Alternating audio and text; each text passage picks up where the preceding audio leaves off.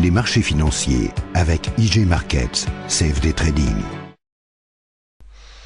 Bonjour, c'est Gilles du site boursicoté.com. Voici l'analyse technique des principales paires de devises du marché Forex, ainsi que l'analyse de l'or et du pétrole pour les matières premières. Avec aujourd'hui une remontée des cours, donc nous sommes, j'ai oublié de vous donner la date, nous sommes donc le mardi 27 septembre 2011 et aujourd'hui sur l'euro-dollar nous assistons à une continuité du mouvement entamé hier qui nous donne donc une remontée des cours, donc le dollar qui s'affaiblit légèrement, donc une remontée des cours qui nous fait venir proche ici d'une résistance baissière qui s'est dessinée sur les deux précédents plus hauts, donc pour l'instant petite résistance baissière puisque n'ayant que deux points de contact qui peut donc la former. Là nous sommes juste sous la résistance horizontale des 1,3648, donc pour l'instant on a un petit affaiblissement. Attention ici une zone de surachat qui commence à se marquer avec le stochastique qui vient d'entrer en zone de surachat, le RSI qui nous laisse encore un petit peu de marge pour continuer donc la hausse, et donc un MACD qui commence à avoir une bonne amplitude mais qui ne donne pas pour l'instant des signes d'affaiblissement. Donc on remonte légèrement, toujours au sein d'une tendance de fond plutôt baissière puisque les plus hauts sont toujours de plus en plus bas. On a aussi des plus bas qui sont de plus en plus bas. Par contre je vous rappelle que nous sommes toujours ici sous le coup d'une divergence haussière puisque ces plus bas ici sont de plus en plus bas, mais ces plus bas ne sont pas retrouvés ici au niveau des indicateurs. Donc attention, en cas de cassure ici de la résistance, on pourrait assister à une transformation, je dirais, de l'essai constitué, on est un peu dans la saison là de la transformation et des essais, donc une transformation de cette divergence par un retournement de tendance qui pourrait repartir à la hausse. Pour l'instant rien n'est fait, il faut dans un premier temps casser la résistance baissière et surtout venir casser ici ce précédent plus haut au niveau des 1,38. donc première alerte pour l'instant, une cassure qui pourra arriver même si ici on manque de dynamique. Alors je vous ai dit ça pour le câble et on va voir tout à l'heure que finalement malgré un petit surachat, eh bien le câble a réussi à casser sa résistance baissière. Donc là on voit que eh bien même si la probabilité n'est pas bonne, on est quand même dans la dynamique du mouvement. Attention, on commence déjà à être sur les Bollinger supérieurs, on pourrait être quand même freiné par des zones de cotation relativement hautes, donc petite consolidation, pourquoi pas, pour retrouver un peu de dynamique et casser cette résistance baissière. Mais là on a un mouvement qui s'apparente ici à une possibilité de retournement. Donc sur le câble, je vous en ai parlé tout à l'heure. Hier je vous disais qu'au contact ici de cette résistance baissière, on avait une zone relativement surachetée, même si le RSI nous donnait un petit peu de surachat.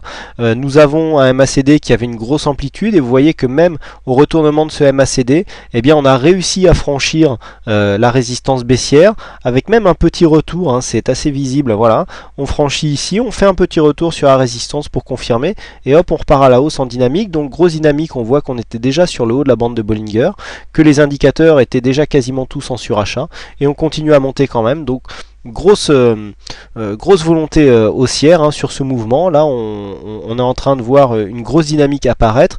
On a la zone ici des 1,5750 qu'il faudra confirmer en cassure à la hausse pour venir matérialiser le changement de tendance, puisqu'il faut maintenant que l'on a cassé la dynamique, changer la tendance et repasser en tendance haussière sur le câble, puisqu'ici nous avons un plus haut à 1,5750. donc une cassure est attendue pour confirmer ici le signal haussier que nous avons par rapport à cette résistance baissière. Donc pour l'instant premier signal, on casse la dynamique avec en extension une possibilité de cassure donc de cette résistance et donc d'avoir un possible retournement de tendance. Mais là rien n'est fait, on est quand même sur une zone où on commence à être pas mal suracheté, donc ça peut être une confirmation qui va se faire en deux temps. On continue avec la superbe paire de valeurs de l'Arienne toujours aussi volatile, toujours aussi intéressante, donc avec un plus haut aujourd'hui à 76,26 et un plus bas à 76,26, un plus haut à 72. Bon, très peu de encore très peu de volatilité, 45 pips à faire maximum d'amplitude sur cette paire de devises, c'est vraiment très faible. On est sous le coup ici d'une petite résistance baissière qui est en train de créer une dynamique. Là on a un support ici sur les 76,20 qui a l'air assez costaud. Bon, ça ressemblerait plutôt à une cassure baissière puisqu'on n'arrive plus à remonter vraiment dans le haut du trend. Donc attention, ici on pourra avoir une cassure du dollar yen qui ne serait pas bon signe pour le Japon, puisque cela correspondrait eh bien à un renforcement du yen. Chose qui n'est pas trop appréciée au pays du soleil levant, puisque on l'a vu par le passé, eh bien les interventions de la Banque centrale du Japon iraient plus dans un sens de l'affaiblissement du yen, un peu comme ce que fait la Banque nationale suisse, la Banque centrale suisse, puisque ces monnaies sont devenues des valeurs refuges et donc sont très prisées notamment à l'achat. Donc ces monnaies s'évaluent et donc peuvent poser des problèmes, notamment aux pays qui l'utilisent. Le Japon est un pays exportateur, donc le fait d'avoir une monnaie forte n'arrange pas trop ses affaires. Donc ici, une cassure baissière pourrait être un assez mauvais signe donc pour le Japon, et on peut s'attendre à avoir eh bien, des interventions relativement massives pour essayer de maintenir le yen à des niveaux raisonnables pour eux. Donc attention ici, si on confirmait une cassure de la zone des 76,20, eh bien on pourrait s'attendre à des mouvements très rapides et très violents. Donc par rapport à la volatilité que nous avons ces derniers temps sur le dollar yen, ça pourrait créer d'énormes surprises.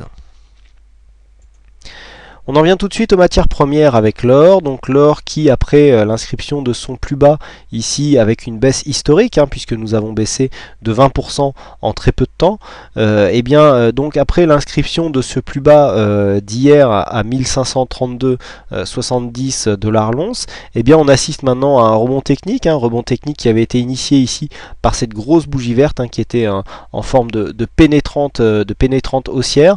Ici mouvement qui était revenu ici sur un support avant de confirmer un petit mouvement technique à la hausse. Donc on voit au niveau des indicateurs que ce mouvement est très suivi. On vient ici au contact de la moyenne mobile 20 exponentielle. Donc on pourrait vraiment rebondir sous cette zone. Alors attention, on voit une petite zone d'affaiblissement ici avec des petites bougies rouges qui sont coincées entre la moyenne mobile et la résistance qui est ici devenue support à 1657 $ l'once. On pourrait, moi personnellement, j'avais donné un objectif à 1710 oui, $ l'once pour un mouvement technique, mais s'il y a vraiment une grosse conviction baissière, on pourrait très bien marquer ce plus haut ici à 1678 points comme une zone de retournement. Alors si on trace des Fibonacci sur la tendance directe, on s'aperçoit que eh bien voilà, on est venu se retourner juste sous les 50%, 50%, la zone 50% 61,8 correspond à une zone de retournement assez qui provoque souvent des retournements de tendance. Là on vient juste ici bloquer sous le 50%. Alors attention, une reprise de la tendance amènerait certainement à une cassure de l'or. Alors pourquoi l'or a baissé si vite? Tout simplement il y a eu des débouclages de couverture, donc l'or a longtemps servi de couverture puisque la montée ici s'est faite dans un contexte où le marché action était en forte baisse avec des banques qui ont dégusté, faut pas se le cacher, et donc eh bien là les banques font une remontée spectaculaire, les marchés actions remontent et donc on déboucle des positions de couverture sur l'or, et puis comme en plus les banques en ce moment sont à la fête suite aux décisions, enfin aux rumeurs de décisions qui ont été qui baignent en ce moment les marchés, et bien l'or subit une dégringolade. Alors aujourd'hui un peu soutenu par une baisse du dollar qui est intervenue, donc ça fait mécaniquement remonter l'or et on verra un mouvement similaire au niveau du pétrole. Mais là aujourd'hui mouvement technique donc sur l'or. Attention, si on venait à caler ici sous cette zone des 1674, on pourrait assister à une cassure des précédents plus bas, à savoir les 1532,70, donc pour continuer ici dans un mouvement, puisque le mouvement s'est retourné.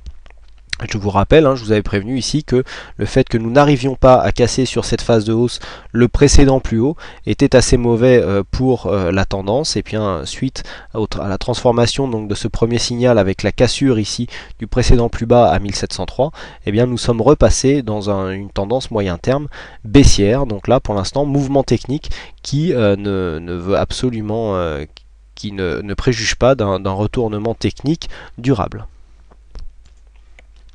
On termine enfin par le pétrole qui, avec un mouvement technique relativement